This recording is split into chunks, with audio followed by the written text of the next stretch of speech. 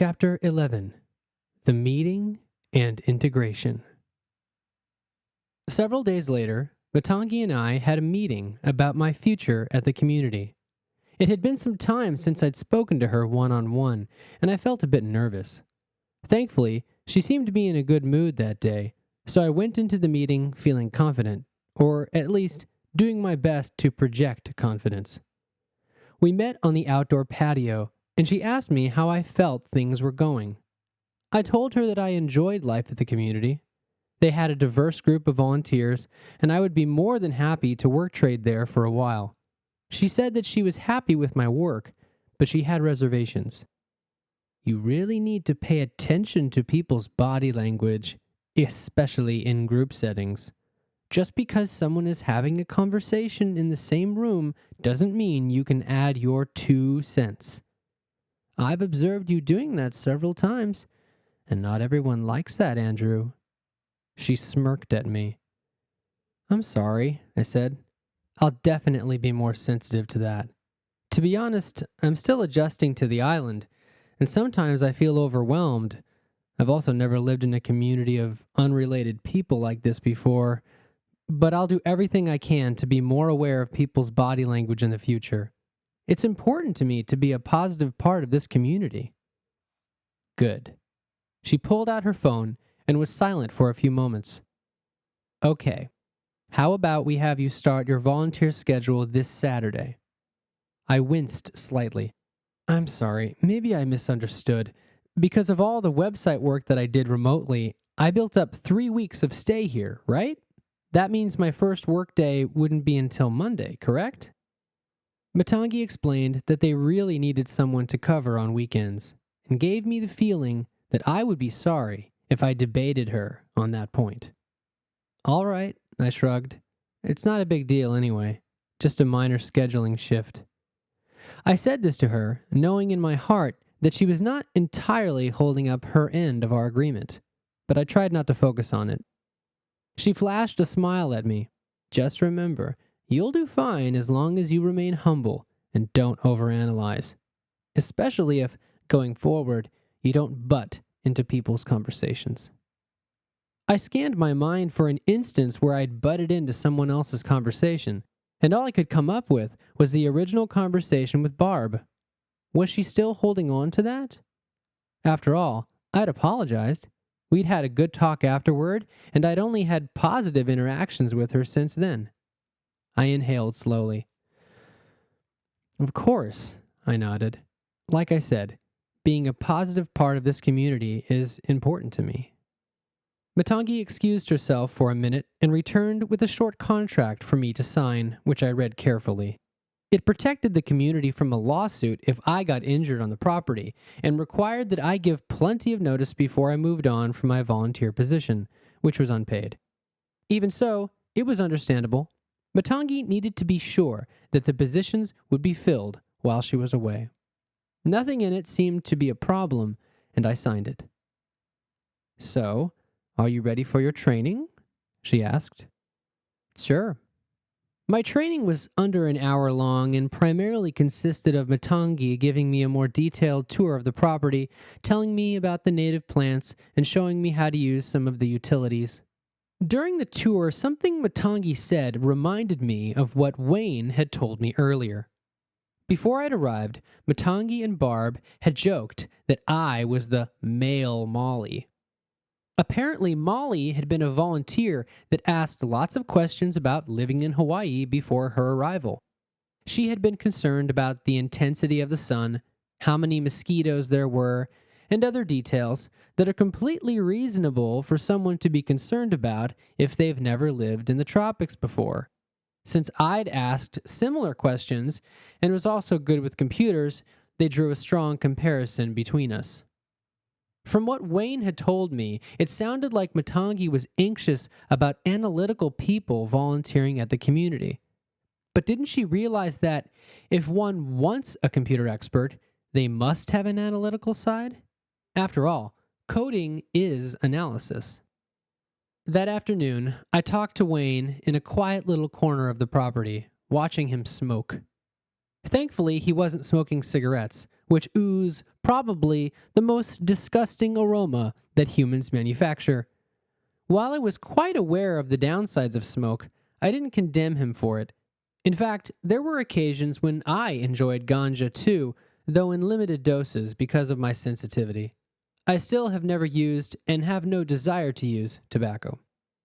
Wayne and I had talked at this quiet little corner once or twice before, but now that it was just us, I felt comfortable opening up to him more.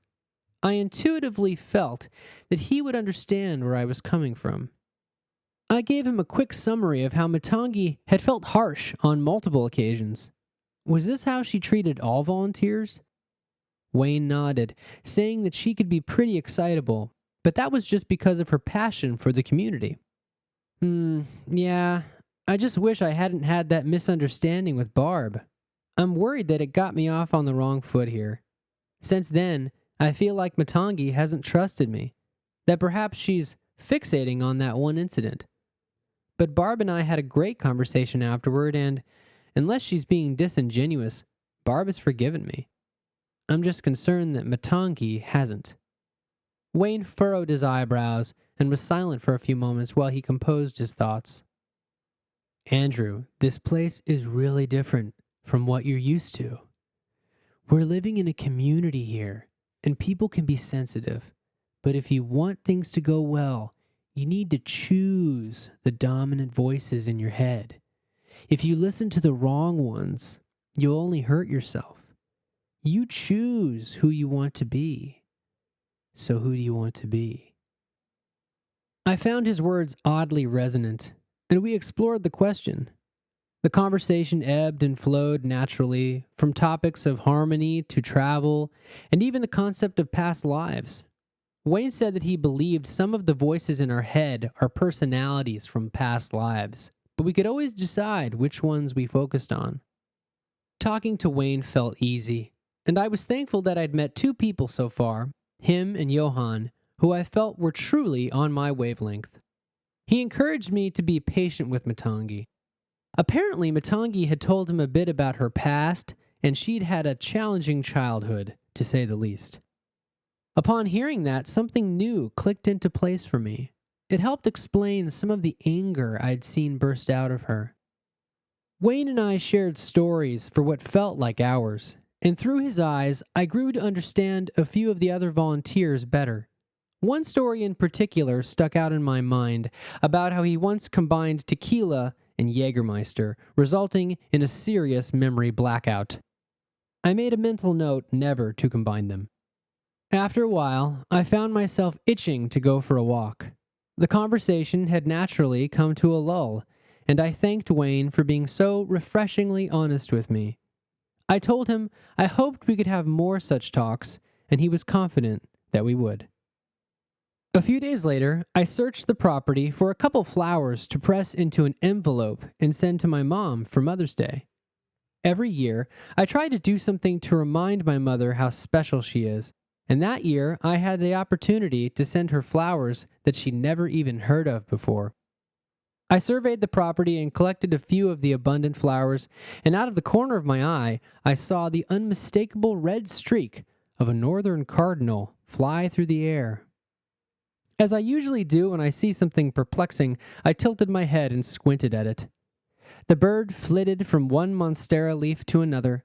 There was no mistaking what it was. It was definitely a northern cardinal. The question was, how did it get here? Didn't this bird belong on the mainland?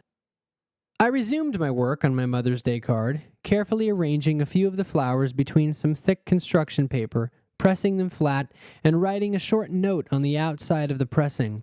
Once it was all sealed up, I realized that it was heavier than most cards, and I only had one stamp, so I taped a few quarters to it, just to be safe.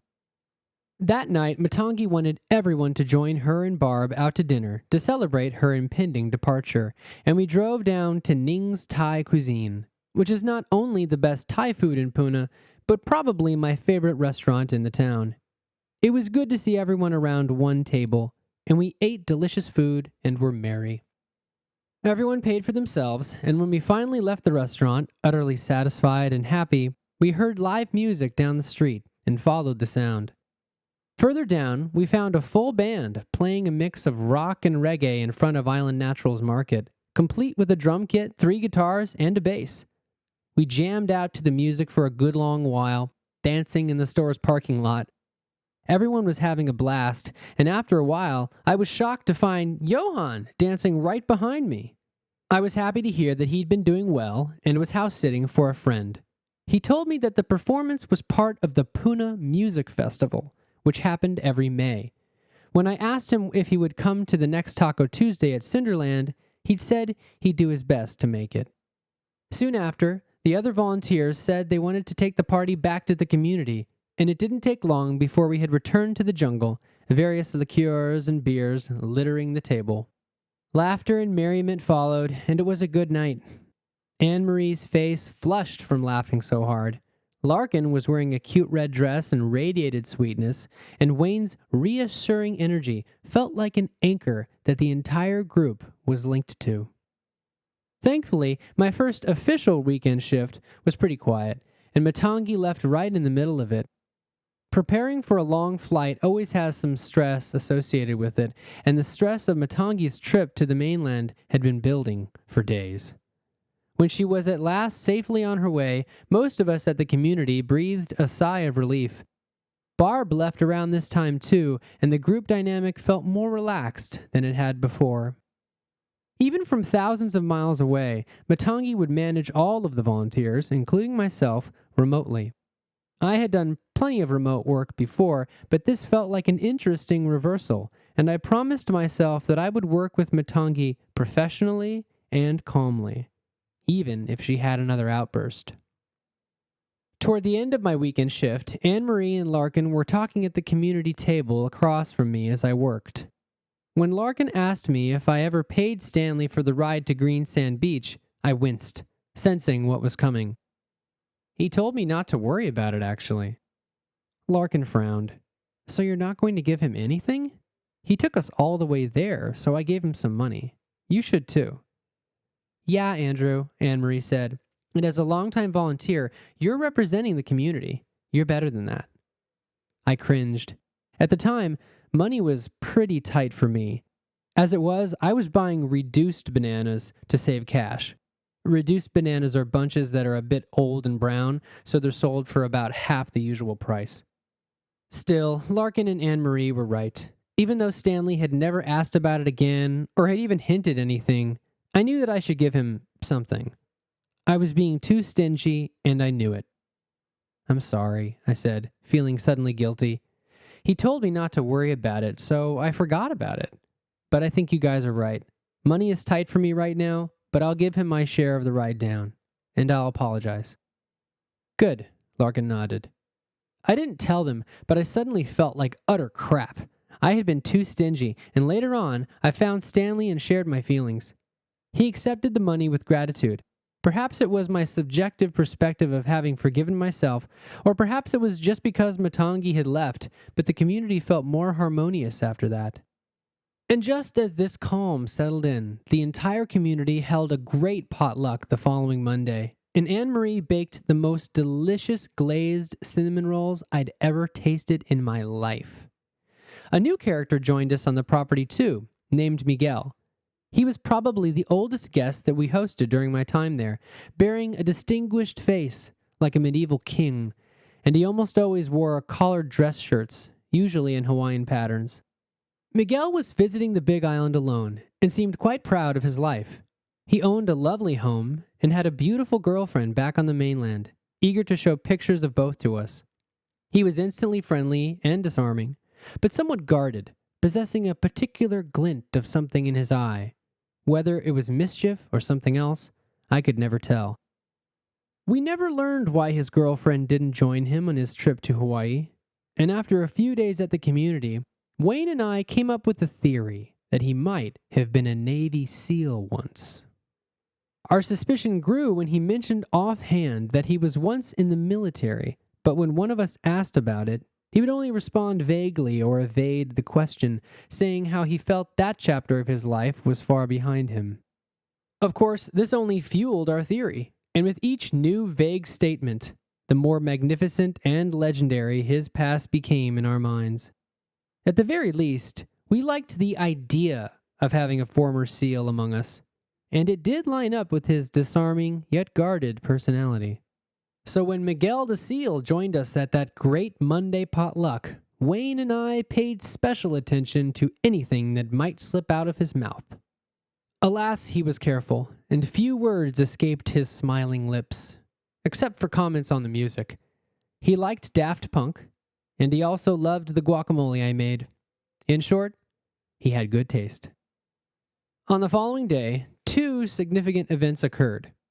As I was about to hitchhike into town to get more food, I made a passing comment to Anne-Marie about how expensive food was on the island. Staple food items weren't too bad, but a lot of stuff was more expensive than I was used to. She asked me if I'd tried signing up for the Supplemental Nutritional Assistance Program, SNAP, also known as Electronic Benefit Transfer. I had not, and she proceeded to give me a crash course in government food assistance programs. As I came to discover, almost everyone work trading in Puna relied on some government assistance to pay for food. Apparently, it was quite easy to qualify for SNAP if one was work trading and only getting a place to sleep in exchange for work. Later, I learned that most people with a net income of less than around $1,000 per month will qualify for something. And for the first time, I realized that, in the eyes of everyone on the mainland, we were considered poor. What a strange idea, I thought. Paradoxically, even though I wasn't making much money there, I felt more rich and abundant in Puna than anywhere else I'd ever lived. Perhaps it was the abundance of exotic, delicious food all around me. Perhaps it was the sense of community that had become part of my daily reality. Or perhaps it was just the sheer beauty of the entire island, but I felt anything but poor. I felt rich. Even so, all of the volunteers only got a place to stay in exchange for their work, with perhaps a couple of dollars a week in tips, if one was lucky. Buoyed by Anne-Marie's confidence that I would qualify, I hitchhiked all the way up to Hilo, a nearly hour-long drive. The office was a bit off of the beaten path, and I walked a few extra blocks to get to the building, a long white building complex that was adjacent to a Hawaiian candy shop. I pulled open one of the glass doors and entered a large room that had been split up with low cubicle dividers.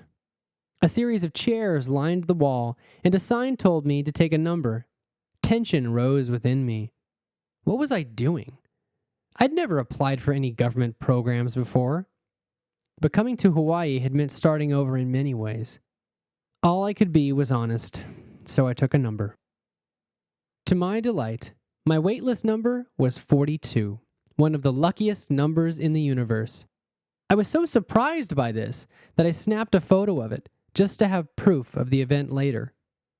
As I waited, I read the eligibility form, a mammoth-sized document of about 20 oversized pages. I answered everything honestly, except for my bank account numbers. That question gave me the creeps, not to mention representing a huge security risk. Later, I learned that this wasn't required information, and very few people wrote their account numbers in. Soon after, I was guided to a cubicle and met with a worker, which was someone who figured out if I was eligible and had the authority to give me food benefits or not. The worker confirmed with me that I was work trading and excused herself. To my surprise, she returned a short time later with a small plastic card with a red flower on it. The worker explained that it worked like a debit card, and that my first purchase had to be under $5 to activate it. In 5 months, I would get an update letter to review if I was still eligible.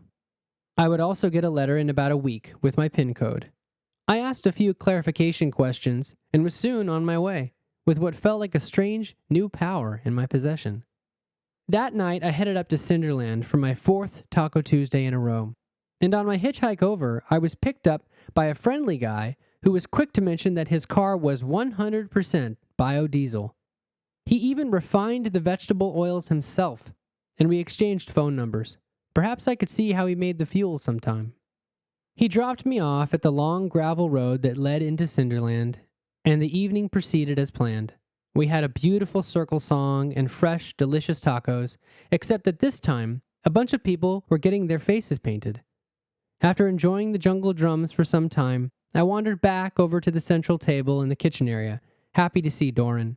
He told me that he was sad to be leaving soon. That's right, he was leaving on May 17th, in just 3 days. Part of me couldn't believe that I'd been on the island for over 3 weeks. Time flowed at a strange pace that I still couldn't pin down, but I loved it anyway. You know, you're like a little Buddha. You've lived out of your small pack this whole time. I think you're the first person who travels with even less stuff than I do. I'm really going to miss you, man. He smiled. Thanks. I'm going to miss you too, but I've got to go. More adventures ahead. He pointed to a shirtless man next to him. Have you met Noah? I think you'd like him. I looked over. The shirtless guy wore thin-rimmed glasses and had an air of humility about him. Hi there, I said, introducing myself. Good to meet you, Noah said in a deep voice. How long have you been on the island? I told him I'd been there for just under a month, and as we talked, I was struck by how he spoke, getting the impression that he was possibly the most well-read person I'd met yet on the island. He spoke with a gentle conviction and articulated his words carefully. Listening to him speak was like hearing a well-written book woven out of elegant, elevated language. He went on and on about how the island was changing him from the inside out. I learned that he was originally from the East Coast, but in his entire life, he'd never felt more loved and connected to humanity than in Puna. I wasn't surprised. The truth that we were all sharing and caring for this island together was something that we all understood, at least most of us who visited Cinderland. After a while, I checked my iPod. It was nearly 10 p.m., and I still didn't have a ride back to the community. I bid Noah farewell and hugged Doran goodbye, telling him I was going to find a ride. Safe travels, my friend. He nodded. We'll stay in touch. Safe travels.